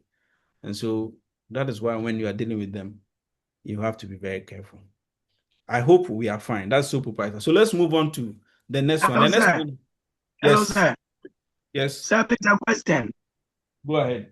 Yeah, so just in case the sole proprietor, let's assume my dad used to run a school, a private school, which is a sole proprietor, and he's no more. And I want to convert it into a limited liability. Is there a way to quickly do that? And when you do that and he's owing people, does it mean my new limited liability can absorb it? We'll go into how to incorporate a business. So Okay. if you have a sole proprietor, you want to change into a company. I mean, you Yes. follow the same. It doesn't matter whether you have the business existing already or it's a new business. The same process you follow to register or to incorporate the company. So we'll go into that. Okay.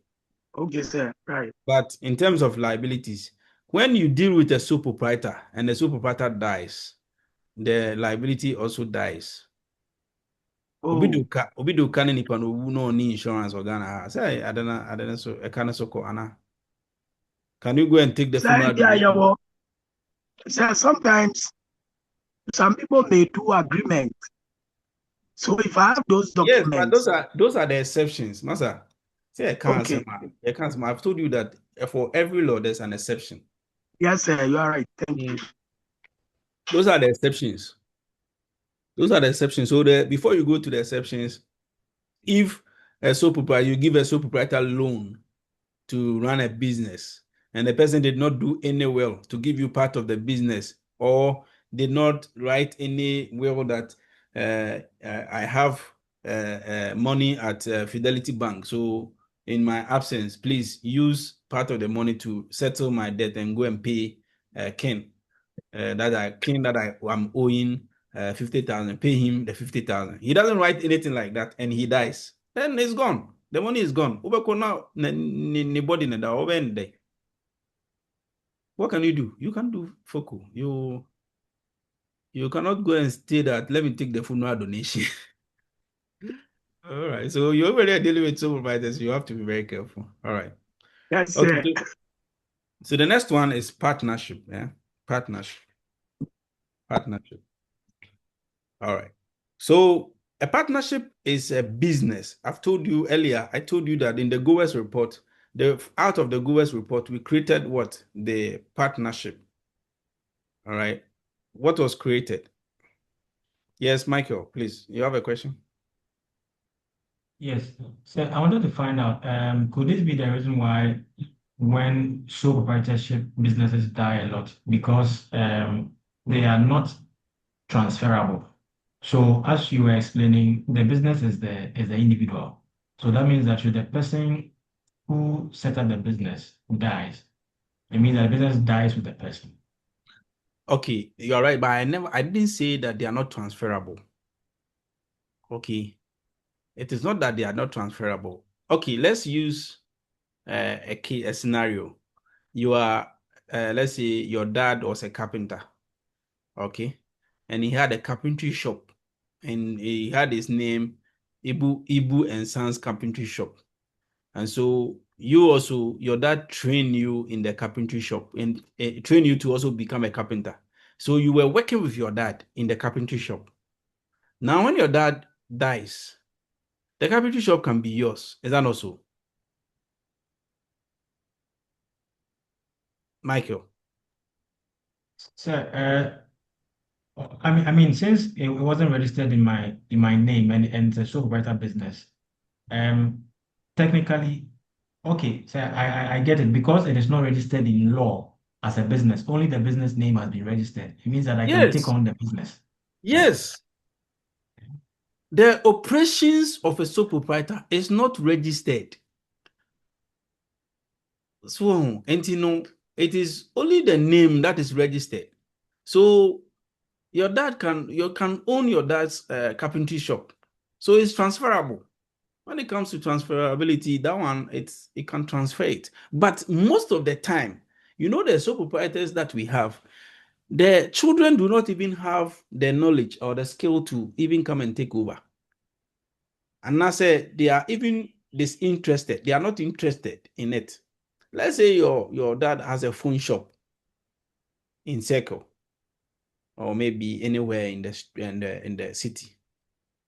All right. You yourself, you are going to school. Now you are studying law. So you want to become a lawyer. Now we are about a shop. You will not go there. You see that?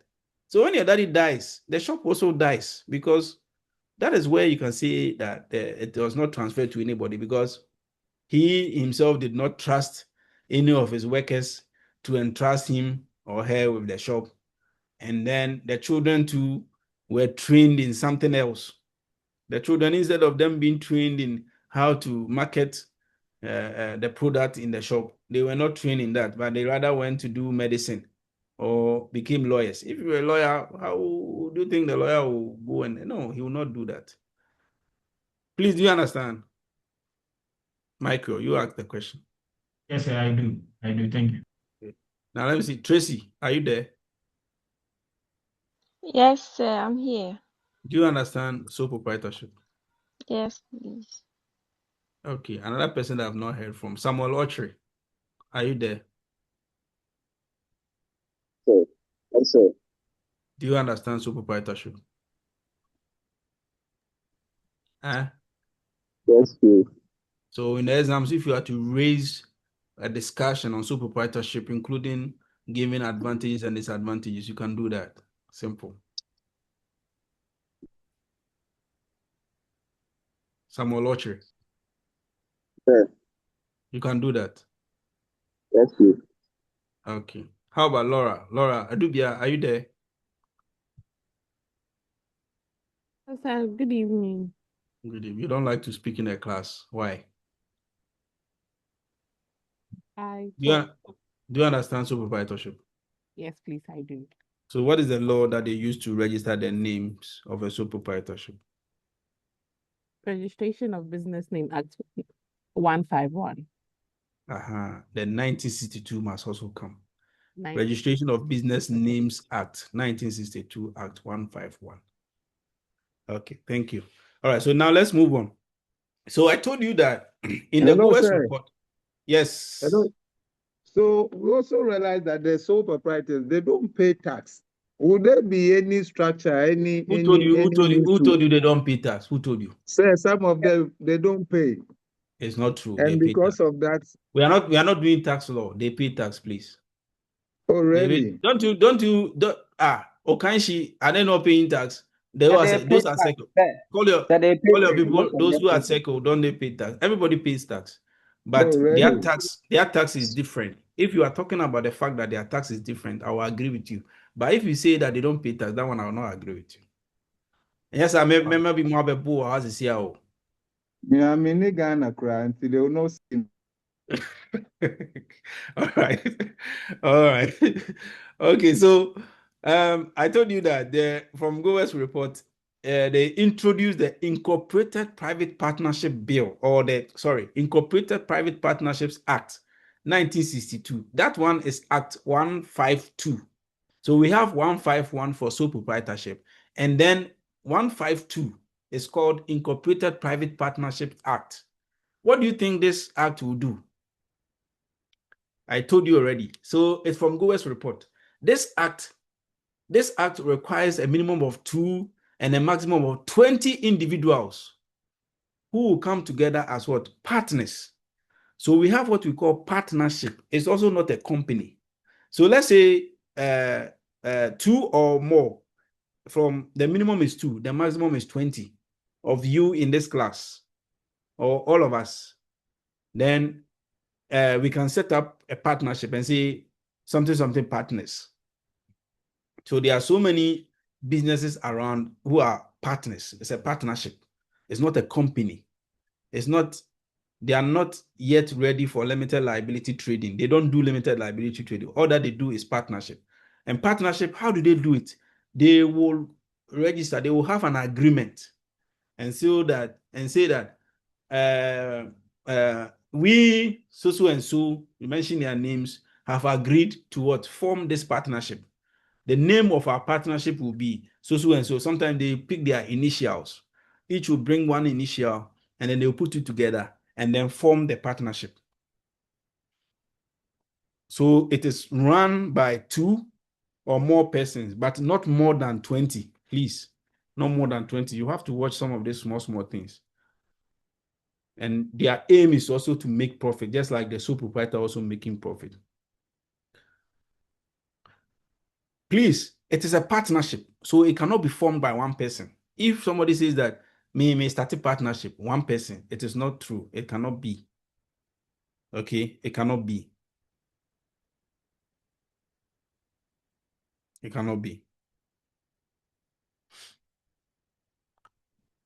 I have already given you the law. The law governing partnerships in Ghana is the Incorporated Private Partnerships Act, 1962, Act 152.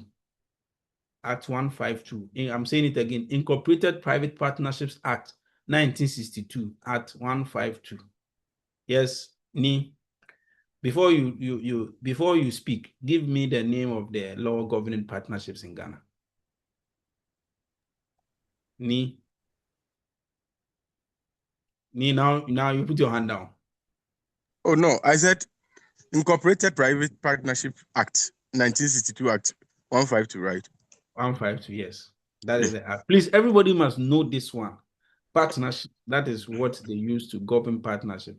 You see, the way we govern partnership is different from sole proprietor. Sole proprietor, they only register the name. But partnership, they will do something else. We will talk about it. Now, ask your question, Nick. Oh, okay. So, you see, there was this ruling just last week, popular one, which had to do with a businessman and the wife. And then there is a divorce. And the woman is given a certain amount. So, assuming I enter into a partnership with my wife, and then there is a divorce, are they going to rule based on their agreement in the partnership? So that, for example, she takes 30%, she owns 30% of the business, and then I own 70%.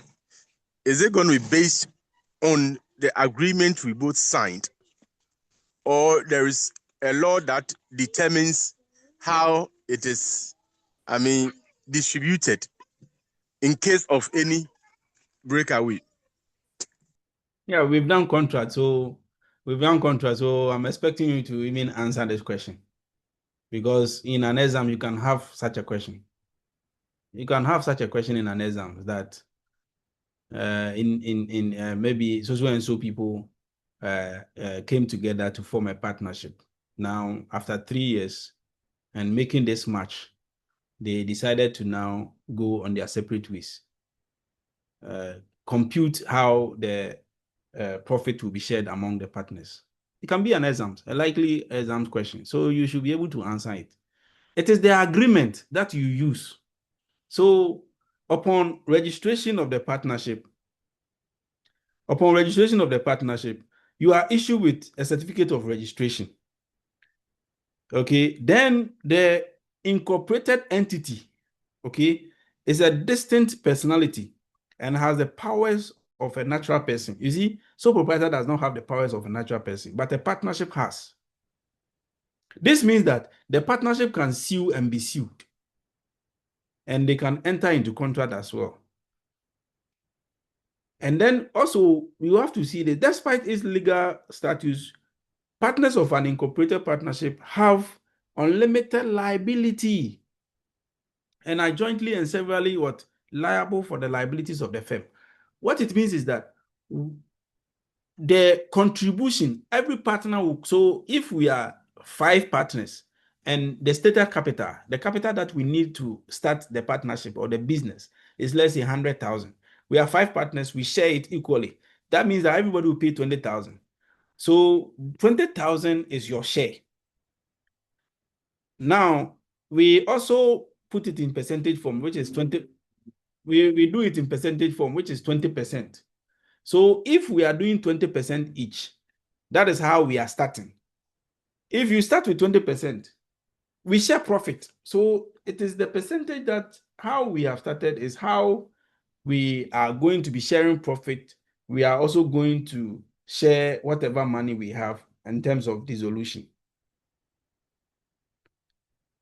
Okay, so because the partnership is regulated. So once the partnership is regulated, when you contribute, say maybe you are 2 or 3 partners, and then the percentage is, say, let's say 70, then 30% is shared 15-15. That is the same agreement you use to share profit. Okay, so you cannot say contribution is this percentage, then profit sharing is a different percentage. It will be the same. So in terms of dissolution also, you go by that. If it is a husband and a wife or couples who have agreed to go into a partnership, that is the same agreement that you use, unless maybe the wife or the husband is claiming something extra, which that one goes into maybe the article, I think Article 20 or so, or 22. So the how spousal sharing of spousal property is in the law. But apart from that, the agreement for the partnership is what you use for everything. So before the partners will incorporate the partnership, they have to write the stated agreement with their names and the percentages of contribution, how they will share profit, how they would, in terms of anytime there's a debt owed to the partnership, how the debt will be settled, because it's an unlimited, they have an unlimited liability, which means that the company, the partners will always have to contribute money to cater for the liabilities of the company. Let's say you are partners and you are running a business. You started with 100,000, but at some point, the company now is owing a lot. The company now is owing like 200,000 because of some deals that you guys entered into and did not and failed, or maybe could not go through. Now the 200,000, how will the 200,000 be paid? Somebody is taking you to court. So how will the 200,000 be paid? It means that the partners will have to contribute money, their own personal money, into the business, so that those debts or those liabilities can be catered for. Okay, so that is how the partnership is run. Please, do you understand it? Emmanuel, Precisely. Ade, do you understand it? Yes, I'm following. I'm getting it here. Okay. So now, that is partnership. If you understand it, then we put some advantages and disadvantages. Compared to a company, partnership also has some advantages and disadvantages. Yes, who can give us some advantages? Yes, Shako names. Sir, can I go ahead? Yes, go ahead. So for partnership, decision makings are very slow. Yes, Obia the Najuniba. Yeah. Okay, thank you. So that is a disadvantage. Yeah, let's go. Paul, advantage. Yes, sir. I think risk sharing. So the partnership. Yeah, risk sharing, capital sharing. You see, one person, maybe you may not have the money to start a business. You want to start selling ships or ship. There's somebody who says he's selling ship in Kumasi. So Obama. yeah, so you may not have, one person may not have enough money to start a business, that kind of business, or you want to sell airplanes. But when you are partners, like let's say you guys are partners. If you are partners, you have enough money to be able to start a big business. If you want to raise a capital of 1 million and you are 10 people, everybody will pay 100,000. Is that also? 100,000 you all can pay. So the moment you put the money together, within 1 day, you can raise 1 million and start a business. So it's easy to, you get enough capital.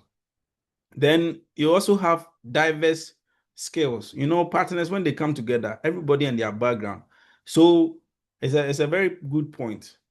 So let's say there's somebody who is from procurement, there's somebody who is from law, there's somebody who is from what other areas, okay? Business, somebody is from HR, somebody is from IT. You may have one of the partners, he is the one controlling IT. Then you say that the person coming from management should be the manager. The person from the procurement should be the procurement officer. So when you come together like that, you have diverse skills and backgrounds that is needed to be able to operate a business. It becomes so easy for us or for you, the partners, to operate the business. Let's look at some disadvantages. Disadvantages are that when it comes to the sharing of profit, sometimes it's difficult because the profit is divided. So when you raise some small profit, I will say chimpe. So it's not a good thing. I mean, with regards to sole proprietor who takes all the profit, in terms of partnership, everybody gets a bit of the profit. Miriam, I saw your hand, or Mariam. Mariam, you don't normally speak, so today Sir, let me it's give you Miriam. Miriam. Okay. So no, I was just coming to answer your question, but you've answered it. Answer. Give your answer. Oh, so difficulty in transferring ownership. Yeah. Partnership, the transferring ownership, this is what happens. You see, if you are a partner, let's say 3 people came together to form a business, and now the business has chalked a lot of successes. Now you, Miriam, your share is 20% in the business. You can transfer your share. Okay, you can transfer your share to your children or to your loved ones. So you can make a will. You can make a will and say that you can make a will and say that you transfer your share of the partnership to so and so person. Okay, that is what happens. Okay, that is what happens. But maybe that is when you are gone. But when you are alive and transferring, that's where it's a little complex, because when you are there and you want to transfer, because they don't, the partners are more like friends. Most of the time, the partners are friends. The partners are people who normally share common things. Maybe you are age mates or you are classmates.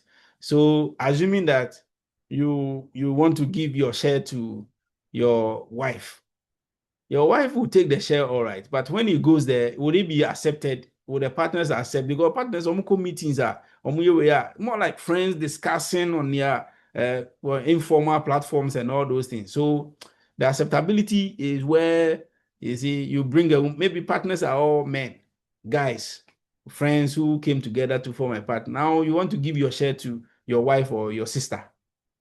You see how she will be when she goes into it, how the partners will accept and all that. But they are supposed to accept, but sometimes it's a little complex in a way.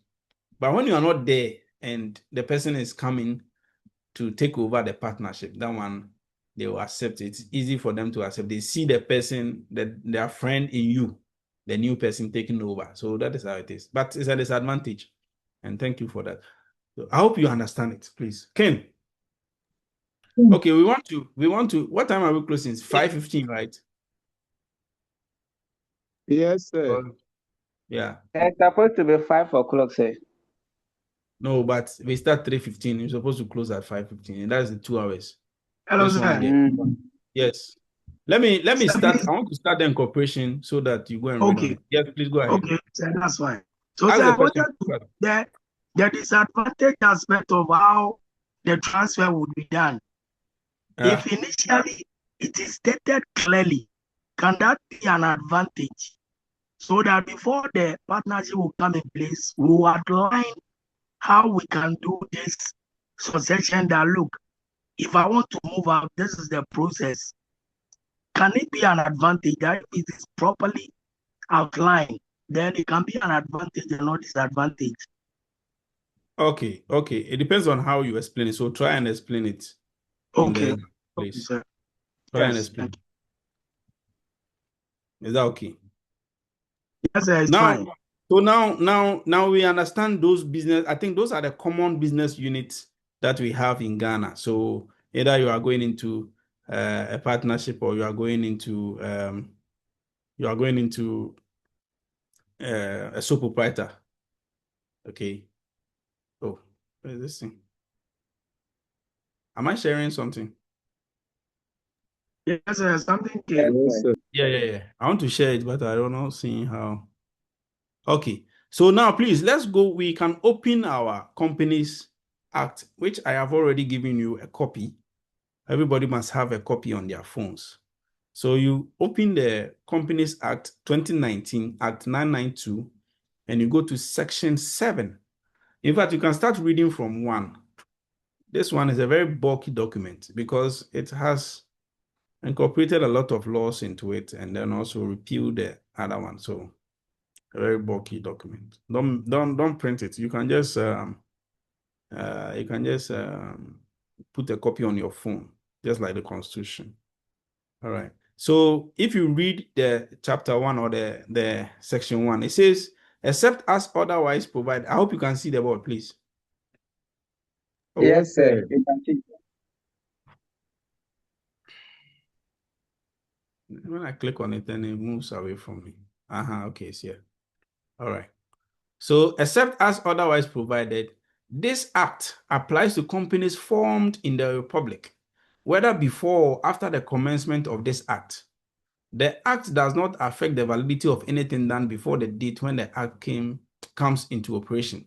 So you see, whether before or commencement. So all companies which were formed even before this act came, this act what regulates. So this act is regulating all companies, those that were formed earlier, because this came in 2019. So if you formed a company in let's say 2014, you cannot say that I am not under the act.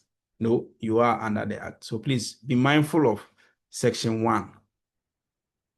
Okay, be mindful of section 1. Now you go to section 7. That is where we are interested in. And it talks about types of companies.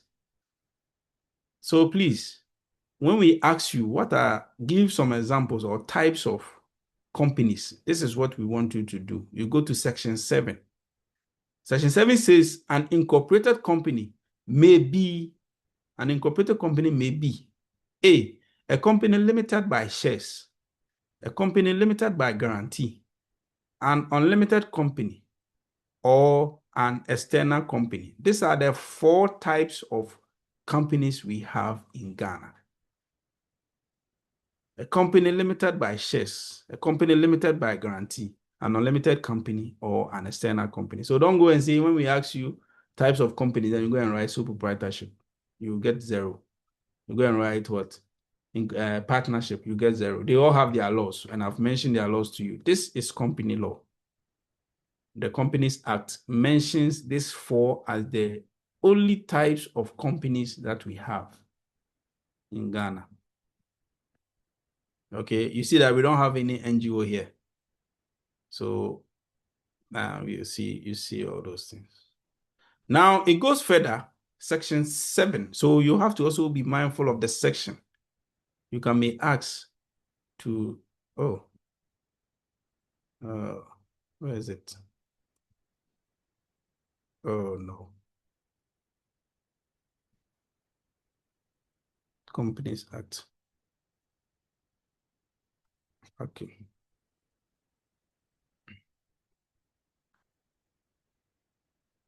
So it goes further to explain some things. It goes further to explain some things.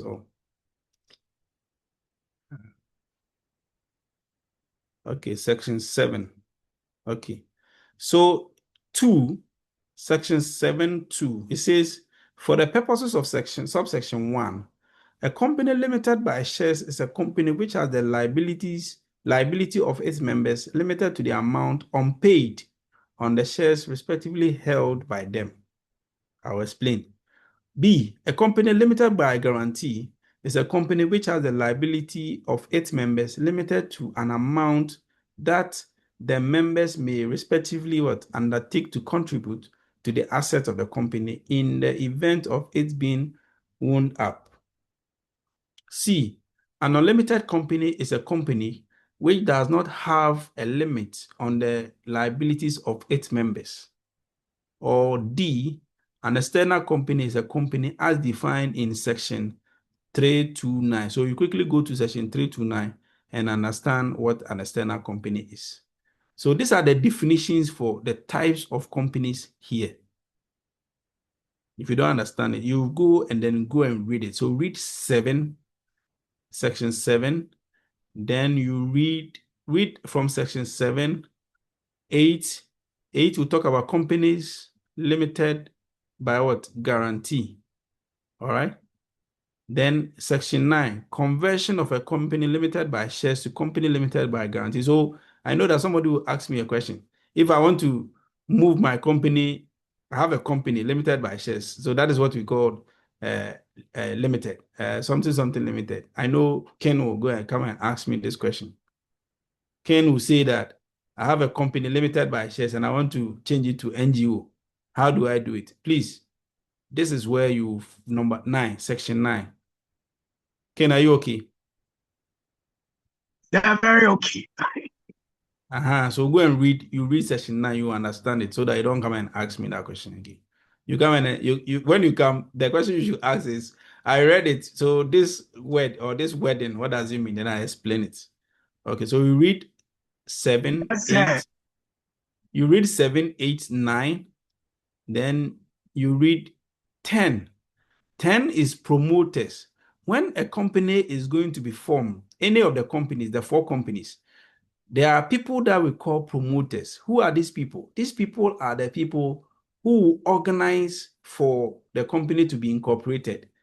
Okay, so let's say Ken and his friends are thinking about registering a company, and Ken starts to look for materials, going to look for money here, go to look for TIN number and this and that. All the things that you are doing to get the company incorporated is what will help the company to come into existence. And so you, the individual doing that, we call you a promoter.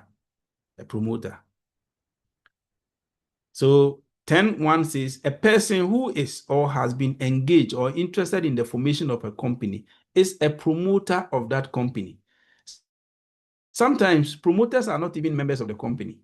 A promoter, he helps for the company to be established, and that is all. He doesn't become a member of the company, he doesn't become a director of anything. So read the 10, you understand. Then 11 talks about pre-incorporation contracts. Read it. Then you go to 13. 13.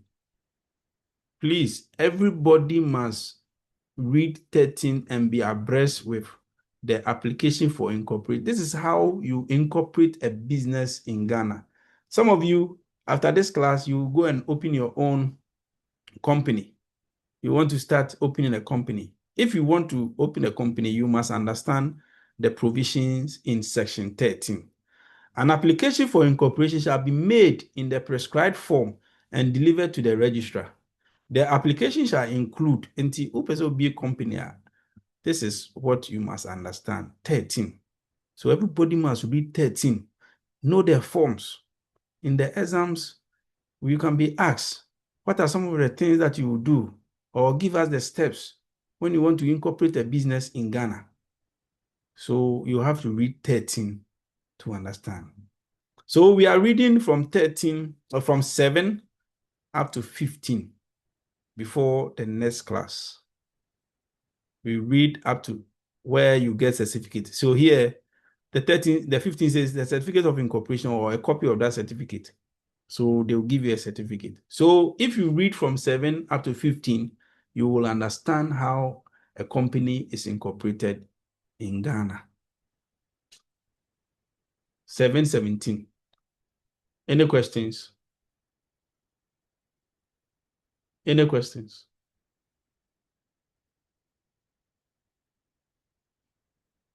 Hello. Hello, say. Hi. Any questions? Juliet. Juliet. Obinwa Juliet. Are you there?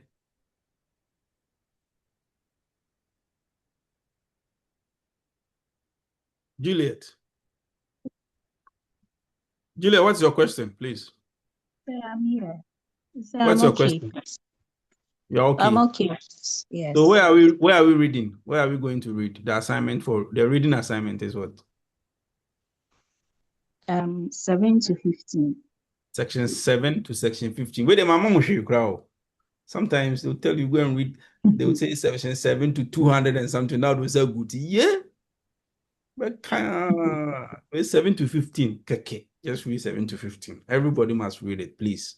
And especially 13. As for 13, when we come, next time when we meet, you have to rattle it. When I call someone just 1, then no will flow, sir. When you want to register a business, you do this and do that. Someone just now that or Tina or Kako. You say yes. Company law. Yes, sir. Yes, sir. Yes, sir. No libby. Don't come and do me libby for here. No, Paulina, please also read it. Bismarck, you don't speak in this class. Oi. Yes.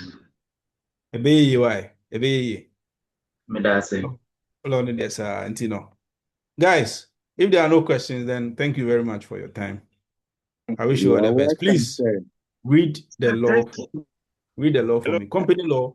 And I hope that you made some notes so that you can company law. We are going to stick to just the law. The law. Hello, sir. Yes. Yes. Yes, please. Yes, sir. Because of the sharing, I can't see your hand. Let me. Okay. Yeah, please. Can we have a hypothetical question for how to answer a question? Like maybe something just brief by you, so that it can be a yardstick for us to follow and guide us to be able to answer properly. Something hypothetical, so that. Yeah. I'll give you some examples, but I gave you one today. I gave you the Michael issue. It's very, very hypothetical, and it can happen. Follow that step. It can be very simple in the exams. I can give you a very simple question that Gideon is Gideon. I mean, okay, we've not done Fletcher's issue, so don't worry. But negligence, it can be contract. That may be very, very simple. Maybe just 3 lines, but it's a problem question. So you have to use the IRAC to answer it. When you use the IRAC to answer it, you get your straight 25 marks. No problem. You write your area of law. Can we have an example, a sample of it before the? I'll give you an example. That's why I'm saying that I gave you one today, so I'll give you other ones before the exams. I'll give you another. We just need time. If you guys will make time for us to meet again. Some of you are saying that the extra meetings are not favorable, and I was called that extra meetings are not favorable for some of you. So that's why I've not been meeting you. But once you make time, then we can. My 2 hours is too small to be doing those things. Sir, please, what about the note as well? I hope you are going to give it Which to note? the course. I always give you the notes. The company, what we have done today, I asked you to make your notes. So there's no note for you. If you were not able to make notes today, just go to the laws that have been given you. Read the business name registration, read the Incorporated Private Partnership Act, then read the Companies Act. You understand it. But I think he's talking about the IRAC. The IRAC, I'll give it to you. I'll send it to you. That one, I'll send it to you, Richmond, to send to you. Are we okay? Dinah. Dinah,